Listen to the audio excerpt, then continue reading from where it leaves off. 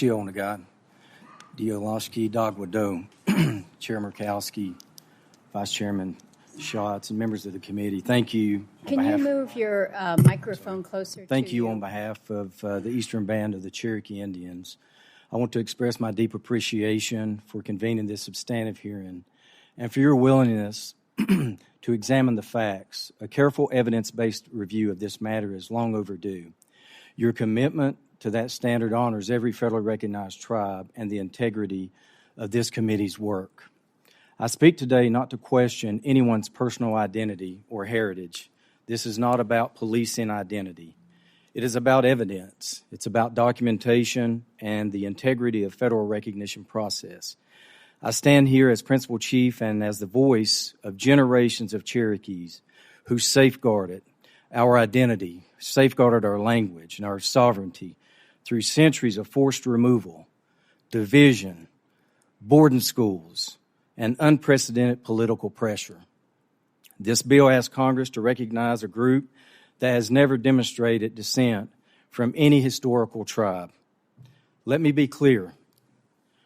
For more than a century, this group has cycled through claimed identities, the Croatan, Tuscarora, Siouan, Cheraw, and even the Cherokees, choosing whatever labels seemed most advantageous at the time. Yet in all this time, not one verifiable genealogy, historical roll, treaty, or historical document has demonstrated continuous tribal existence or descent from a historical tribe. Their claims rest on theories, speculation, and invented narratives. Federal records show this clearly. In the late 1800s, only 223 individuals in their counties identified as Indian. 10 years later, the number jumps to 4,000. 1,700% spike. What changed was not ancestry or history. It was access to a separate school system for those willing to claim Indian identity on paper. But the deeper historical record is even more revealing.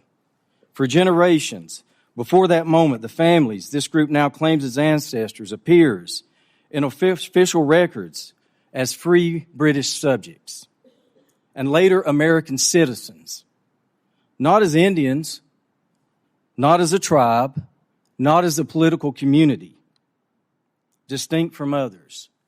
They exercised their full civil rights. They did not claim an Indian identity. Only after the Civil War, when North Carolina rewrote its constitution and imposed new racial restrictions on non-white citizens, did these families suddenly adopt an Indian identity, calling themselves Croatan, to access a separate Indian school and government resources. And history that was not the end of identity shifts. For over 40 years, from 1913 to 1953, this group identified as Cherokees and legally recognized by North Carolina as the Cherokee Indians of Robeson County. Over the objections of the Cherokee Nation and the Eastern Band of the Cherokee, their members self-identified as Cherokee on federal school applications, and they petitioned Congress for recognition as Cherokee. Some individuals still assert Cherokee identity today. When those claims were rejected because they could not be substantiated, the group adopted yet another identity. This is not a pattern of continuous tribal existence. It is a pattern of shifting assertions driven by circumstance, not historical evidence. If Congress passes this bill, this group would be the first American in history to receive federal recognition without demonstrating any descent from a historical tribe. This is not fairness. It is abandonment of every safeguard that protects tribal sovereignty and identity. The Office of Federal Acknowledgement exists to ensure recognition. Decisions rely on proof, not assertion, documentation, not desire, historical truth, not political pressure. Recognition confirms a documented tribal reality. It does not create one. Congress has also been misled on the cost.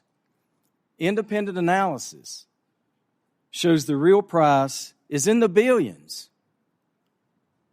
Diverting treaty-based resources away from tribes with proven history and legal rights. I want to state this plainly and respectfully. There's no tribal language. There's no treaty relationships. No continuous tribal government. No documented lineage to a historical tribe. We do not fear another tribe. I want to make that clear.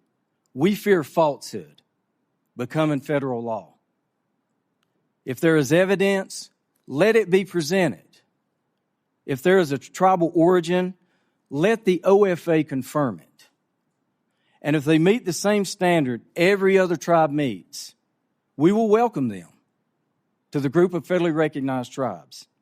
But Congress must legislate identity by replacing evidence with assertion. In conclusion, thank you in advance for insisting that proof matters and that federal recognition must remain grounded in the truth.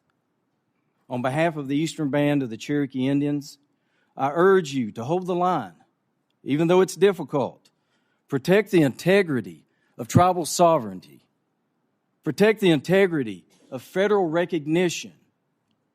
Protect the principle that history and evidence still matter in the United States Congress.